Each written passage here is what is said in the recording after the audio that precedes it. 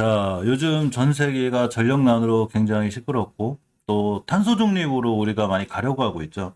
탄소 중립으로 가기 위해선 석탄 같은 이제 이런 화력 발전소 이런 걸 안 돌려야 되는데 친환경인 풍력, 수력 뭐 이렇게 태양광 이것만 가지고는 실적으로 전력을 감당하기가 너무 힘들죠. 그러니까 탄소 중립을 하기 위해서는 제 개인적인 생각도 원전이 유지가 되고 또 소형 원전 같은 게 좀 필요하다는 개인적인 생각도 있고 사실 세계 많은 전문가들도 그렇게 말씀하고 있죠. 자, 이 연합뉴스의 이 기사고요. 연합뉴스의 이제 권희영 기자님의 출처를 보면 전문가 95%가 2050년 탄소 중립을 고려하면 원전 유지를 또 원전을 유지하거나 확대해야 된다는 이런 얘기가 있습니다.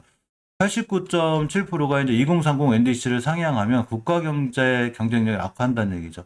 전경련 에너지 전문가 대상 설문조사가 있다고 하는데 이게 뭔 얘기냐면 이제 원전을 자꾸 줄이는 거를 높이면 그만큼 타격이 있다는 얘기죠. 2030년 탄소 중립 35% 간축에 산업계 곳곳에서 좀 힘들어한다는 얘기가 있고 대부분 에너지 전문가가 2050 탄소 중립 목표를 고려하면 원자력 발전 비중을 유지하거나 지금보다 더 확대한다고 생각하는 나타났다는 얘기죠. 전경련, 그러니까 전경련이 한국에너지학회, 한국원자력학회 등 에너지 관련 학회 110명 대상으로 2030 국가 온실가스 감축 목표와 탄소 중립 정책에 대한 설문조사를 시행한 결과 이같이 밝혔다고 그랬습니다. 먼저 설문조사에 응한 에너지 전문가 69%는 탄소중립 기후법에 명시된 2030 NDC가 과다하다고 답했고 탄소중립위원회가 지난 8월 공개한 2055 탄소중립 시나리오 산업부문 감축안에 대해서는 79.3%가 과도하다는 의견을 표명했습니다. 이렇게 2030 NDC에 대한 의견, 2055 산업부문 감축안에 대한 의견이 있습니다. 전체 전문을 다 읽어도 이제 저작권이 있어서 한번 연합뉴스에 꼭 타고 들어가서 한번 보시고 이렇게 전문가들의 의견이 이렇게 있는 상황입니다. 실질적으로 에너지 대란으로다가 우라늄 ETF가 많이 올라가죠. 관심이 계속 올라가고 있는데 이투데이의 이 김혜수 기자님 링크고요. ETF가 몇 개 있어요. 우라늄 관련이 이렇게 URNA, VCL까지 해가지고 몇 개가 있는데 전부 다 산업재, 테크, 에너지 쪽에 있는 ETF인데 이 ETF 수익률이 이렇게 좋다는 얘기죠. 이렇게 좀 올라 마이너스 경우도 되고 있죠. 연간 지금은 이렇게 하루 일간 뭐 일주간 하면 이렇게 계속 상승하는 이런 상황이 됩니다. 따라서 글로벌 에너지 대란이 계속되고 있죠. 지금 뭐 석유값, 기름값 장난 아니죠. 특히 에너지 수요가 급증하는 이 겨울철, 드디어 우리가 겨울철이 오고 있죠. 이 불안이 좀 더 가중되고 있고 대체제로 꼽히는 이제 원전과 우라늄 관련 투자에 대한 관심도 덩달아 높아지고 있습니다. 에너지 대란의 국제유가, 천연가스 다 치솟았죠. 국제유가는 2014년 이후 배럴당 80달러, 지금 100달러에서 200달러까지도 보고 있고 천연가스도 두세 배가량 폭등했습니다. WTI 가격 연초 대비 71%, 천연가스 가격이 113% 급등했는데 18일 현지 시간 뉴욕 상하거래소의 11월 인도분 서부 텍사스산 원유 가격이 전장 대비 0.2% 오른 배럴당 82.44달러에 마감을 하는 굉장히 에너지 가격이 좀 장난이 아니라는 얘기죠. 너무 올라가고 있어요. 그래서 우리가 이 에너지 관련주, 원전에 관련해서 좀 신경 써야 되고 원전 관련주들이 여기서 시장에 좀 좋죠. 어제 하루 쉬어가긴 했어도 대장주인 두성중공업 필두로 전체적으로 상황들이 좋아지고는 있습니다. 미국 증시에서도 이 우라늄 관련주를 좀 보고 있는데 카메오코라는 종목을 보면 잘 올라가다가 이렇게 옆에서 박스권 하나 요즘 들어서 이 두산중공업 올라갔을 때처럼 딱 올라가고 꾸준히 우상향을 유지하고 5일선을 깨지 않는 이런 상황을 보여주고 있죠. 자, 주봉에서도 저번 주에 추세 턴을 해놨고 돌아나가 있고 미국 증시에서도 이렇게 우라늄 관련주 굉장히 강하지 월봉인데 이게 강한 상황이 돼 있고 넥스젠 에너지라가 이런 친구들도 전체적으로 보면 이렇게 똑같이 우상향 기조를 유지하고 있고 자 주봉에서도 저번 주에 올라가는 그러니까 거의 섹터들이 같이 움직인다고 보면 돼요. 중광핵공업 같은 이 홍콩 거래소에 있는 이 에너지 관련주들도 역시 이렇게 굉장히 상황이 좋은 이런 증시가 이런 상황이 됩니다. 이 나스닥에 있는 이 종목들도 전체적으로 일봉에서 보면 이게 조금씩 올라가는 이런 형태들을 취하고 있죠. 주봉에서 저번 주에 추세 턴을 해놨고 이렇게 돌아나가는 그러니까 전체적으로 차트는 이 미국 증시나 우리나라 증시나 해석하는 법이 틀리지 않은데 크게 그렇게 되는 이제 가장 큰 이유는 바로 추세를 이해하기 때문이죠. 추세는 이렇게 되는 게 추세죠. 우상향. 미국 증시는 이게 우상향이야. 이게 아니죠. 미국 증시도 이게 우상향이고 우리나라 증시도 이게 우상향이고 자 어쨌거나 우라늄 로열티 나스닥에 있는 이 회사도 가만히 보면 좀 좋죠. 이렇게 추세가 일봉에서 우상향으로 틀어서 이렇게 둥글게 돌아나가는 이런 분위기고 자, 주봉에서도 이렇게 잘 타고 올라가는 이런 상황이 됩니다. 월봉에서도 역시 깔끔하게 우상향을 유지해주는 미국 증시에서도 원전 관련주로다가 우라늄 관련이 좋기 때문에 산중공업이라든가 우리나라 원전 관련주들도 상황이 깔끔하게 앞으로 좋아질 수가 있는데 사실 원전 관련주들이 많이 올라간 종목들도 있어요.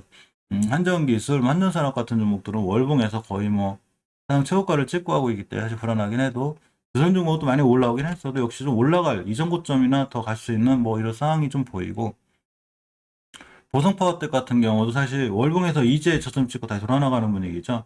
그게 나쁘지 않은 그런 위치에 있는 것 같습니다. 특히 원전 관련주와 꼭 같이 관심 있게 봐야 되는 게 전기 관련주들인데 세명전기, 재룡전기 같은 경우는 일본 월봉에서도 높지 않으니까 현재 주가 가치가 높지 않다는 얘기죠. 그렇기 때문에 KB와 메탈까지 우리가 전부 꾸준히 관심 갖고 봐야 되지 않나 이런 생각이 듭니다.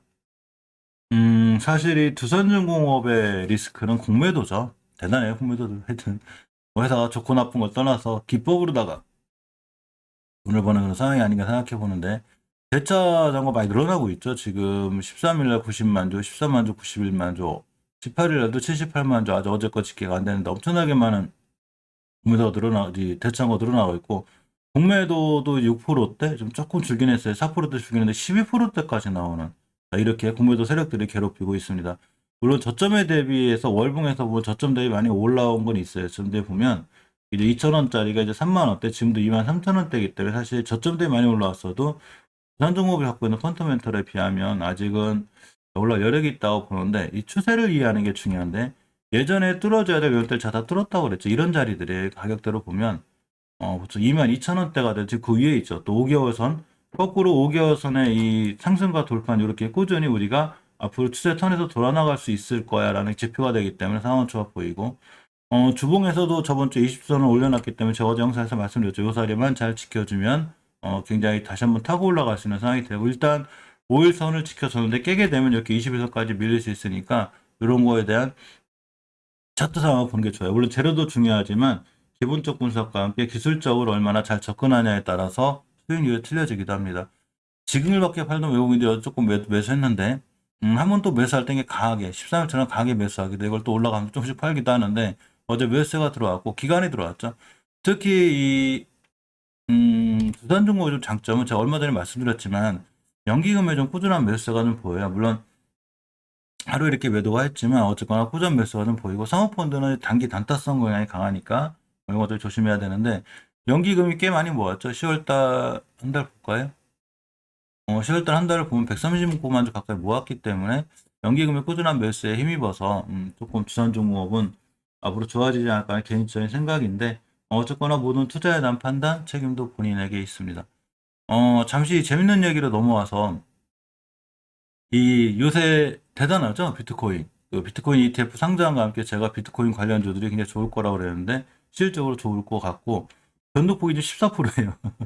이다리움 9%, 이렇게 뭐 다른 코인들도 10% 떨어지는 거 있긴 해도 거의 뭐 17%, 8%대로다가 떨어지는 건 조금이고 올라가는 거 엄청나게 올라가고 있고 비트코인 ETF에 대한 제가 얘기를 좀 해드렸었죠. 한참 됐어요. 1, 2주일 전부터 제가 상장할 거니까 비트코인 관련주나 비트코인을 신경 쓰라고 그랬는데 그 이후로 좀 잘 나와서 좋고 이렇게 우리가 주식을 할 때는 한쪽 눈만 갖고 있으면 안 돼. 세계 증시가 전체로 어떻게 흘러가는지 굉장히 잘 보고 계셔야 됩니다. 자, 황다물류 사태가 약간의 리스크가 되는데 51% 매각을 보류하기로 했고 실리는 선택적 디폴트를 선언했습니다. 이거 조금 문제죠. 어차피 근데 시장에서는 그냥 반응하지 않는 것 같아요. 홍다 사태 나온 얘기가 꽤 됐죠. 한 달 전부터 지금 홍다 사태에 대한 얘기 계속 나오고 있는데 시장에 큰 반응이 없는 거 보면 약간 한두 번 반응이 있었죠. 더 이상 이제 악재가 되지 않을 확률이 좀 있고 이렇게 이 조선일보 이 기사에 보면 이렇게 황다물류 매각 보류와 관련한 좀 관련이 있습니다. 어제 제가 북한이 뭐 하나 발사했다고 그랬죠. 이럴 수가 좀 났는데 자, 이렇게 조선중앙통신이 20일 보도했습니다. 북한의 신형 SMLB 잠수함, 이 SMLB 발사했는데 잠수함 8점 이상 영웅함에서 발사했다고 해요. 근데 이것도 어제 시장이 좋았죠. 전혀 영향을 미치지 못하고 있는데 왜 그러냐면 연례 행사처럼 한 방씩 쏘죠. 이제 김정은 위원장이 더구나 참관도 안 했고 뭐 과격한 발언도 없었고 뭐 때때로 잘 쏘는 거라 더 이상 시장에서는 그냥 오늘도 쏘는구나. 뭐 이렇게 이렇고 많은 시장에 큰 영향을 미치지 않을 것 같습니다.